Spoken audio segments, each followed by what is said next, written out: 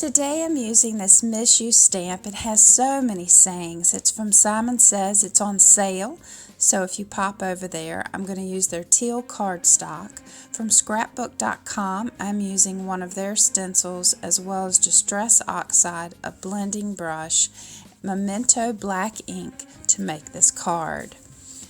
So all these supplies will be linked below. I'm going to just use part of the card to put down my distressed inks. I love this technique to put distressed inks on dark paper. We always see everyone blending distressed inks on light paper, but it is fun to take a pop of color and put it on the back of a dark paper. So what I'll be doing is taking my distressed ink with my blending brush.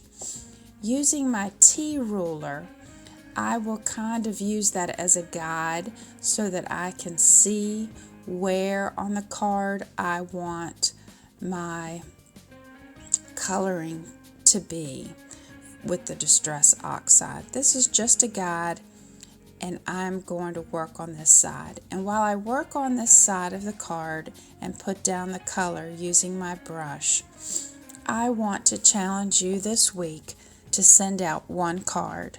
It can be a handmade card, it could be a letter, or it could be a store-bought card. But whatever mechanism you use, I want you to send a card to someone and thank them for being who they are in your life. Whether you send this card to your spouse and leave it in a secret spot for them to find in the house, or whether you give it to your child and leave it under their pillow, or you mail it in the mail, I want you to intentionally sit down and write out how wonderful and thankful you are for them. It is coming up on the Thanksgiving season, and I thought this would be a great challenge, and I would like to hear who you send your cards to in the comments below. But we're getting ready to reveal how beautiful this ink pops out on the card. Look at that. That is so pretty. I will get out the MISTI and I will put the card in the corner of the MISTI, and I am going to get out the saying that I want to use and stamp this in Memento black ink. So I've had a couple glitches in the video, but I did stamp that with the Memento black ink there. It looks beautiful. It says sending happy thoughts. I'm going to make a white card base, but then I'm going to put a black piece of paper on the card base to pop out the card.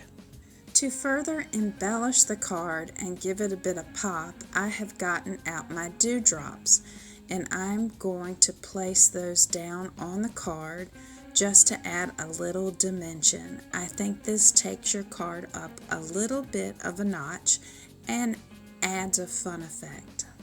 I have laid down my sequins where I want them to be. I added some little sequins in too. Doesn't that just give it a pop? And I like to count because I like to have an uneven amount on the card. The jewel picker I'm not the best with. Sometimes I just use my hand.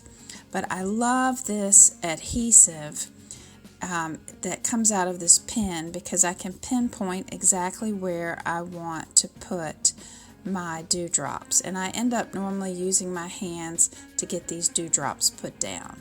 But I just love the effect this is going to have on the card and add a little dimension.